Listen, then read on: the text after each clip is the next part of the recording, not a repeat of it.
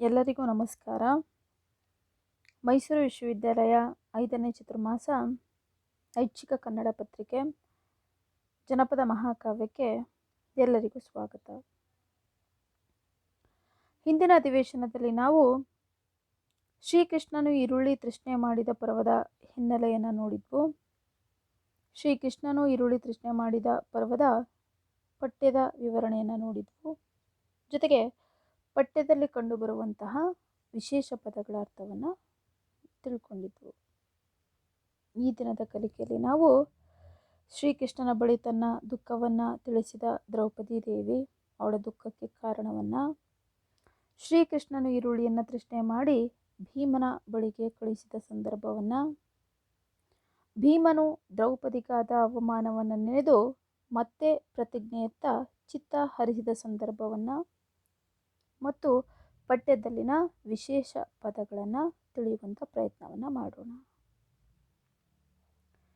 ಶ್ರೀಕೃಷ್ಣನು ಈರುಳ್ಳಿ ತೃಷ್ಣೆ ಮಾಡಿದ ಪರ್ವದ ಹಿನ್ನೆಲೆಯ ವಿವರಣೆ ಕಳೆದ ತರಗತಿಯಲ್ಲಿ ನಾವು ನೋಡಿದಾಗ, ಮರೆವಾಸಕ್ಕೆ ಅಂತೇಳಿ ಪಾಂಡವರೈವರು ದ್ರೌಪದಿ ಸಹಿತ ವಿರಾಟ ರಾಜನ ಆಸ್ಥಾನಕ್ಕೆ ಬಂದಿರುವಂಥದ್ದು. ಎಲ್ಲರೂ ಕೂಡ ತಮ್ಮ ಆಯುಧಗಳನ್ನು ಮರೆಮಾಚಿ ವೇಷವನ್ನು ಮರೆಸಿ ಬಂದು ವಿರಾಟ ರಾಜನ ಆಸ್ಥಾನಕ್ಕೆ ಸೇರಿಕೊಂಡಿರುವಂಥದ್ದು. ತಾವು ವಹಿಸ್ಕೊಂಡಂಥ ವೃತ್ತಿಯನ್ನು ನಿರಾಂತಕವಾಗಿ ಅದರಲ್ಲಿ ಕಾಲ ಕಳೀತಾ ಇರುವಂಥದ್ದು.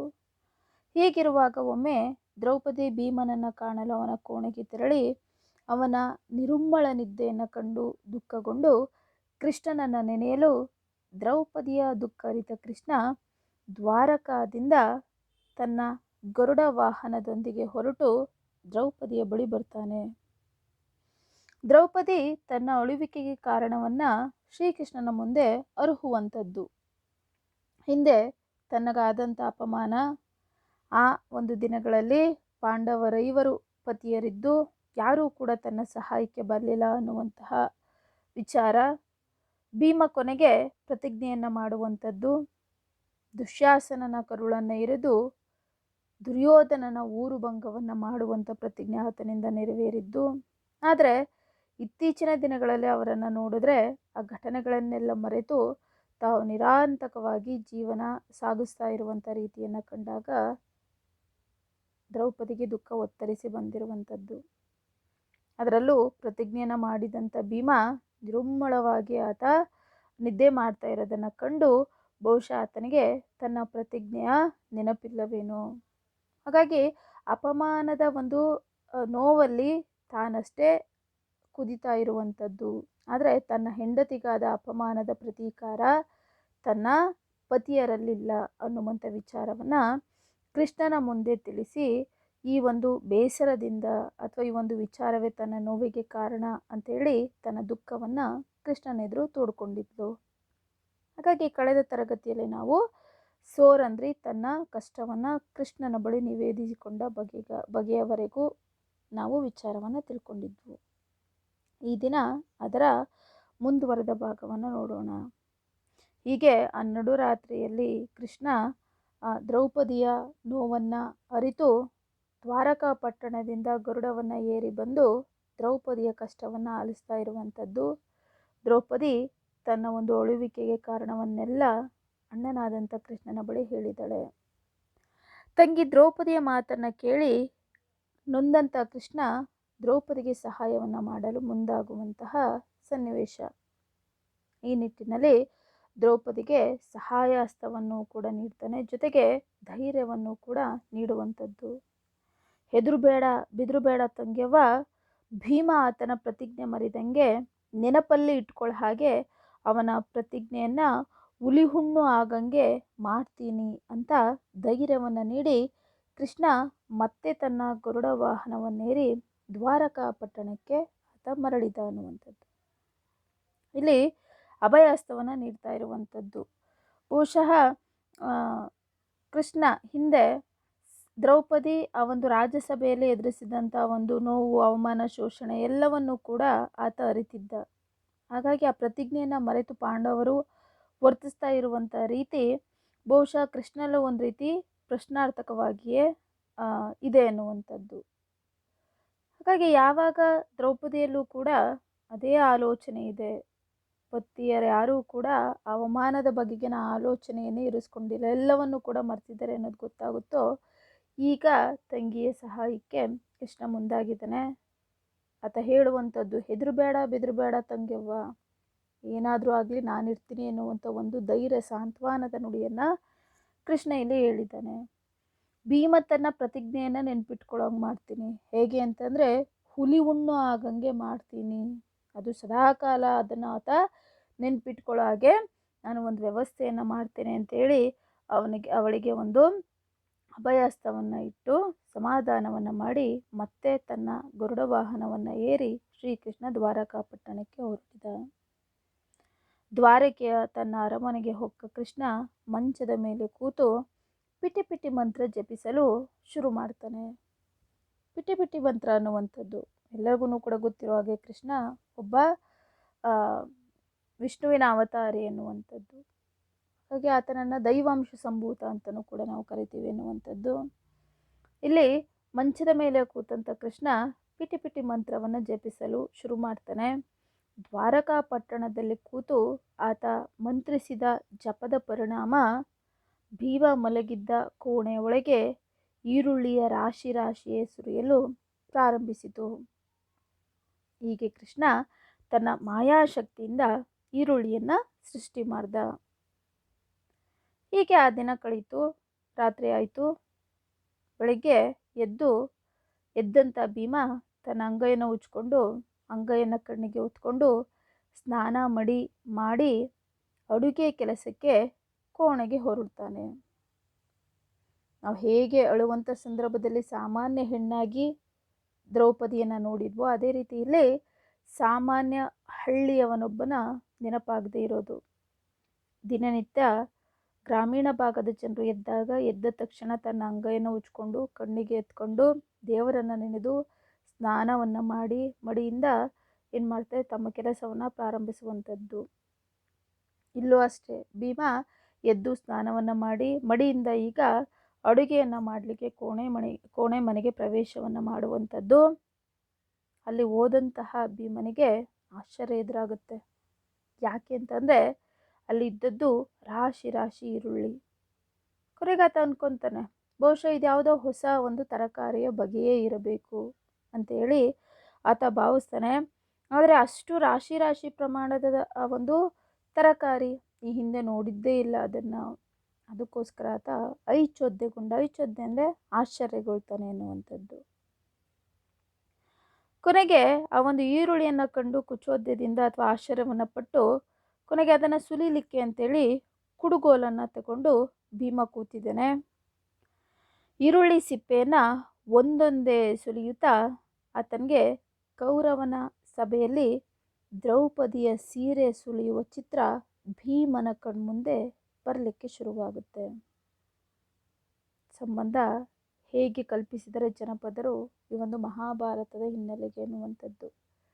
ಸೀರೆಯ ಸಿಪ್ಪೆಯನ್ನು ಸುಲಿಯುತ್ತಾ ಇದ್ದಾಗೆ ಭೀಮನಿಗೆ ಆ ಒಂದು ರಾಜಸಭೆಯಲ್ಲಿ ತುಂಬಿದ ರಾಜಸಭೆಯಲ್ಲಿ ತನ್ನ ಪತ್ನಿಯಾದಂತಹ ದ್ರೌಪದಿಯ ಸೀರೆ ಎಳೆಯುವ ವಸ್ತ್ರಾಪಹರಣದ ಒಂದು ಸಂದರ್ಭ ಚಿತ್ರಣ ಕಣ್ಮುಂದೆ ಬರುತ್ತೆ. ಅದುವರೆಗೂ ಕೂಡ ಅಡುಗೆ ಕಾರ್ಯದಲ್ಲಿ ತೊಡಕೊಂಡಿದ್ದಂತಹ ಭೀಮನಿಗೆ ಈಗ ಕೋಪ ಆವೇಶ ಹೆಚ್ಚಾಗುತ್ತೆ. ಕೊನೆಗೆ ಹೇಳುವಂಥದ್ದು, ಆ ಪಾಪಿ ದುಶ್ಯಾಸನ ದ್ರೌಪದಿ ಸೀರೆ ಸುಲಿದರು, ನಾವು 5 ಜನರು ಹೇಡಿಗಳಂತೆ ನಿಂತಿದ್ದೆವು, ನಮ್ಮಂಥ ಹೇಡಿಗಳಾರಿರುವರು, ನಮ್ಮ ಮುಟ್ಟಾಳ್ತನಕ್ಕೆ ಬೆಂಕಿ ಹಾಕಬೇಕು ಎಂದು ಕ್ರೋಧದಲ್ಲಿ ಹಲ್ಲು ಕಡಿದನು. ಈಗ ಅವ್ರಿಗೆ ಆತನಿಗೆ ತಾನು ಮಾಡಿದ್ದಂಥ ಹಿಂದೆ ದ್ರೌಪದಿ ವಿಚಾರದಲ್ಲಿ ತಾವು ಮಾಡಿದಂಥ ತಪ್ಪಿನ ಅರಿವಾಗ್ತಾ ಇರುವಂಥದ್ದು. ಹಿಂದೆ ದ್ರೌಪದಿಯ ವಸ್ತ್ರಾಪರಣ ಮಾಡುವಾಗ ಅಂದರೆ ಸೀರೆಯನ್ನು ಸುಲಿದರು, ನಾವು 5 ಜನರು ಕೂಡ ಹೇಡಿಗಳಂತೆ ನಿಂತಿದ್ವು, ನಾವೆಲ್ಲರೂ ಕೂಡ ಬಲಾಢ್ಯರೇ, ಶಕ್ತಿ ಸಾಮರ್ಥ್ಯದಲ್ಲಿ ಯಾರಿಗೂ ಕಮ್ಮಿ ಇಲ್ಲ, ಆದರೂ ಕೂಡ ಧರ್ಮ ಅಣ್ಣನ ಮಾತಿಗಾಗಿ ನಾವು ಆ ದಿನ ಏನೂ ಕೂಡ ಮಾಡಲಿಲ್ಲ.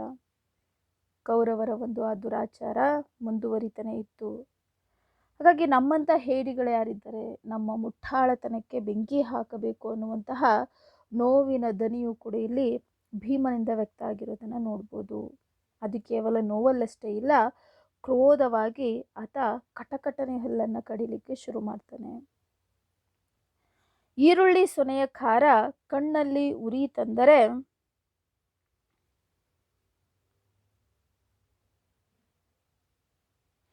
ಈರುಳ್ಳಿ ಸೊನೆಯ ಖಾರ ಕಣ್ಣಲ್ಲಿ ಉರಿ ತಂದರೆ ದ್ರೌಪದಿಗಾದ ಅವಮಾನಕ್ಕೆ ಆತನ ಮನಸ್ಸು ಕಥಕಥನೆ ಕುದಿಯುತ್ತಿತ್ತು. ಕಣ್ಣಿಂದ ನೀರು ಹರಿಯಲು ಶುರುವಾಯಿತು. ಆ ಪಾಪಿ ದುಶ್ಯಾಸನನು ಸೀರೆ ಸುಲಿವಾಗ ದ್ರೌಪದಿ ಹೀಗೆ ಅಳುತ್ತಿದ್ದಳೆಂದು ಅವಳ ಕಷ್ಟವನ್ನು ನೆನೆದು ಕಟಕಟನೆ ಹಲ್ಲು ಕಡೆದ. ಹಾಗಾಗಿ ಈಗ ಒಂದು ಕಡೆ ಆತನಲ್ಲಿ ಕಣ್ಣೀರನ್ನು ಹೆಚ್ಚಿಸಲಿಕ್ಕೆ ಕಾರಣ ಆಗಿರುವಂಥದ್ದು ಆ ಒಂದು ಈರುಳ್ಳಿಯ ಸೊನೆ.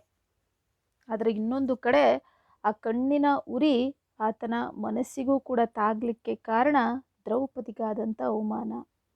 ಹಾಗಾಗಿ ಈಗ ಆತನಲ್ಲಿ ಆಕ್ರೋಶ ಹೆಚ್ಚಾಯ್ತಾ ಇದೆ. ಕಣ್ಣಿಂದ ನೀರು ಬರಲು ಈರುಳ್ಳಿಯ ಸೊನೆ ಕಾರಣ ಆದರೆ ಮನದ ನೋವಿಗೆ, ಮನದ ದುಃಖಕ್ಕೆ ಆ ಪಾಪಿ ದುಶ್ಯಾಸನನೇ ಕಾರಣ ಅನ್ನುವಂಥದ್ದು. ಹಾಗಾಗಿ ದ್ರೌಪದಿಯ ಕಷ್ಟವನ್ನು ಮತ್ತೆ ಮತ್ತೆ ನೆನೆದು ಭೀಮ ಇಲ್ಲಿ ಕ್ರೋಧಗೊಳ್ತಾ ಇರುವಂಥದ್ದು. ಕೊನೆಗೆ ತಾನು ದುರ್ಯೋಧನನ ನೆನೆದು ತೊಡೆಗಳನ್ನು ಮುರಿತೀನಿ, ದುಶ್ಯಾಸನನ ಹೊಟ್ಟೆಯನ್ನು ಸೀಳುವೆನು ಅಂತೇಳಿ ತಾನು ಮಾಡಿದಂಥ ಪ್ರತಿಜ್ಞೆಯನ್ನು ಆತ ನೆನಿತಾನೆ. ಒಂದು ಅಳಬೇಡ ದ್ರೌಪದಿ ಅಂತ ನಾನು ಪ್ರತಿಜ್ಞೆಯನ್ನು ಮಾಡಿದ್ದೆ, ಈಗ ಪ್ರತಿಜ್ಞೆ ಮರೆತು ತನ್ನ ಪಾಡಿಗೆ ತಾನಿರೋ ಬಗೆ ಕಂಡು ತನ್ನ ಬಗ್ಗೆ ತನಗೆ ಜಿಗುಪ್ಸೆ ಆಗುತ್ತೆ. ಆ ದಿನ ಆತ ಪ್ರತಿಜ್ಞೆಯನ್ನು ಮಾಡಿರ್ತಾನೆ, ನಿನ್ನ ಒಂದು ಅವಮಾನ ಮಾಡಿದಂತಹ ದುಶ್ಯಾಸನ ಮತ್ತು ದುರ್ಯೋಧನರ ಸಾವಂತೂ ಖಚಿತ ಅನ್ನುವಂಥದ್ದು. ಆದರೆ ಈಗಿರುವಂಥ ರೀತಿಯನ್ನು ನೋಡಿದ್ರೆ ಬಹುಶಃ ನನಗೂ ಆ ಪ್ರತಿಜ್ಞೆಗೂ ಸಂಬಂಧ ಇಲ್ವೇನೋ ಹಾಗೆ ಇರುವಂಥ ರೀತಿಯನ್ನು ಕಂಡು ತನ್ನ ಬಗ್ಗೆ ತಾನೇ ಆತ ಬೇಸರಗೊಳ್ತಾನೆ ಎನ್ನುವಂಥದ್ದು. ಹೀಗೆ ವಿರಾಟ್ ರಾಯನ ಆಸ್ಥಾನ ಸೇರಿ ಹೊತ್ತೊತ್ತಿಗೆ ತಿಂದು ತನ್ನ ಪ್ರತಿಜ್ಞೆಯನ್ನು ಮರೆತಿದ್ದ ಭೀಮನಿಗೆ ಪ್ರತಿಜ್ಞೆ ನೆನೆಸಲೆಂದೇ ಕೃಷ್ಣ ಈರುಳ್ಳಿ ಸೃಷ್ಟಿಸಿದ.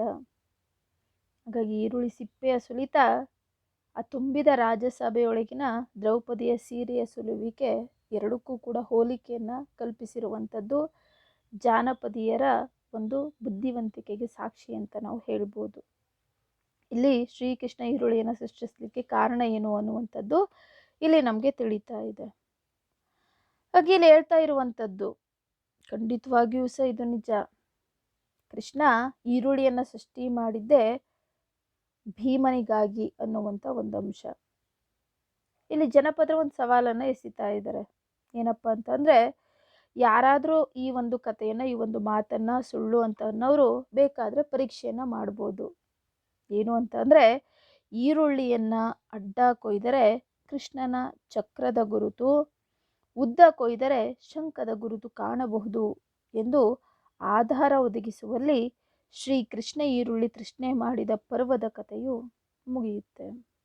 ಅದು ಕೃಷ್ಣನಿಂದಲೇ ಅದು ಸೃಷ್ಟಿಯಾಯಿತು ಅಂತ ಅನ್ನಲಿಕ್ಕೆ ಆಧಾರ ನಮಗೆ ಈರುಳ್ಳಿಯೇ ಪುರಾವೆ ಅನ್ನುವಂಥದ್ದು. ಅದನ್ನು ಅಡ್ಡ ಕುಯ್ದಾಗ ನಡುವೆ ಚಕ್ರದ ಗುರುತು, ಉದ್ದ ಕುಯ್ದರೆ ಶಂಖದ ಗುರುತು ಇದೆ ಅಂದರೆ ಅದು ಸೃಷ್ಟಿಯಾಗಿದ್ದು ಕೃಷ್ಣನಿಂದಲೇ. ಅದು ಭೀಮ ತನ್ನ ಪ್ರತಿಜ್ಞೆಯನ್ನು ನೆನ್ಪಿಟ್ಕೊಳ್ಳಿಕ್ಕೆ ಅಂತಲೇ ಕೃಷ್ಣ ಸೃಷ್ಟಿ ಮಾಡಿದಂತಹ ಒಂದು ವಸ್ತು ಅನ್ನುವಂಥದ್ದು. ಹಾಗಾಗಿ ಇಲ್ಲಿಗೆ ಏನಾಗುತ್ತೆ, ಭೀಮನಿಗೆ ತನ್ನ ಪ್ರತಿಜ್ಞೆ ಎಲ್ಲವೂ ಸಹ ನೆನಪಾಗುತ್ತೆ. ಮುಂದೆ ಆತ ಪ್ರತಿಜ್ಞೆಯನ್ನು ಪೂರೈಸುವಲ್ಲಿ ಆತ ಮಗ್ನನಾಗ್ತಾನೆ ಎನ್ನುವಂಥದ್ದು. ಈ ಮೂಲಕ ತನ್ನ ತಂಗಿಗೆ ಕೊಟ್ಟ ಮಾತಂತೆ ಭೀಮನಿಗೆ ಪ್ರತಿಜ್ಞೆಯನ್ನು ನೆನೆಸಿ ಆತ ಕ್ರೋಧಗೊಳ್ಳುವಂತೆ ಮಾಡಿ ದ್ರೌಪದಿಯ ಸಂಕಷ್ಟವನ್ನು ಶ್ರೀಕೃಷ್ಣ ನಿವಾರಿಸ್ತಾನೆ. ಹೀಗೆ ಈರುಳ್ಳಿ ಸೃಷ್ಟಿಸಿ ಭೀಮನಿಗೆ ಪ್ರತಿಜ್ಞೆ ನೆನಪಿಸಿದ ಕೃಷ್ಣನನ್ನು ದ್ರೌಪದಿ ಮನಸಾರೆ ಮೆಚ್ಚಿಕೊಂಡಳು. ಕೊನೆಗೆ ಸದಾಕಾಲ ನಿನ್ನ ಅನುಗ್ರಹ ಹೀಗೆ ಇರಲಿ ಎಂದು ಕೃಷ್ಣನನ್ನು ನೆನೆದು ಕೈ ಮುಗಿದಳು. ನೊಂದ ಭಕ್ತರ ಮೊರೆಯ ದೇವ ಆಲಿಸುವ, ಕಷ್ಟದಿಂದ ಅವರನ್ನು ಪಾರು ಮಾಡುವ ಎಂಬ ನೀತಿಯು ಈ ಕಥೆಯ ಒಳಗಿರುವ ಸತ್ಯವಾಗಿದೆ. ಈ ಒಂದು ಪಠ್ಯದಲ್ಲಿ ಬರುವಂಥ ಕ್ಲಿಷ್ಟ ಪದಗಳು ಮೊದಲೇ ಹೇಳಿರುವ ಹಾಗೆ ವಿಶೇಷ ಪದಗಳು ಅಂತಲೂ ಕೂಡ ನಾವು ಹೇಳ್ಬೋದು. ಐಚೋದ್ಯ ಅಂದರೆ ಆಶ್ಚರ್ಯ, ಸುರಣೆ ಅಂದರೆ ಸ್ಮರಣೆ, ಕುಳ್ಳ ಅಂದರೆ ಕುಡಗೋಲು, ಬ್ರಾದಿ ಅಂದರೆ ಬಾಧೆ, ಹುಲಿ ಹುಣ್ಣು ಅಂದರೆ ನೀರಿನಿಂದ ಕಾಲಿನ ಪಾದದಲ್ಲಿ ತೂತಾಗುವುದು, ಕ್ವಾಪ ಅಂದರೆ ಕೋಪ, ಕಲ್ಪುರ ಅಂದರೆ ಕರ್ಪೂರ. ಒಟ್ಟಿನಲ್ಲಿ ಈ ದಿನದ ತರಗತಿಯಲ್ಲಿ ನಾವು ದ್ರೌಪದಿ ದುಃಖಕ್ಕೆ ಕಾರಣವನ್ನು ಕೃಷ್ಣ ಅರಿತ ಬಗೆ, ಶ್ರೀಕೃಷ್ಣ ಈರುಳ್ಳಿಯನ್ನು ತೃಷ್ಣೆ ಮಾಡಿ ಭೀಮನ ಬಳಿ ಕಳುಹಿಸಲು ಕಾರಣ, ಭೀಮನು ದ್ರೌಪದಿಗಾದ ಅವಮಾನ ನೆನೆದು ಪ್ರತಿಜ್ಞೆಯತ್ತ ಮನವನ್ನು ಹೊರಳಿಸಿದ ಬಗೆ ಮತ್ತು ಪಠ್ಯದಲ್ಲಿ ಬಂದಿರುವಂಥ ವಿಶೇಷ ಪದಗಳ ಅರ್ಥವನ್ನು ನಾವು ತಿಳ್ಕೊಂಡ್ವು. ಪರಾಮರ್ಶನ ಗ್ರಂಥಗಳು: ಜನಪದ ಮಹಾಭಾರತ ಡಾಕ್ಟರ್ PK ರಾಜಶೇಖರ್, ಜಾನಪದ ಕೈಪಿಡಿ ಕನ್ನಡ ಪುಸ್ತಕ ಪ್ರಾಧಿಕಾರ ಬೆಂಗಳೂರು, ಜಾನಪದ ಪ್ರಕಾರಗಳು ಡಾಕ್ಟರ್ ರಾಘವ್. ಎಲ್ಲರಿಗೂ ಧನ್ಯವಾದ.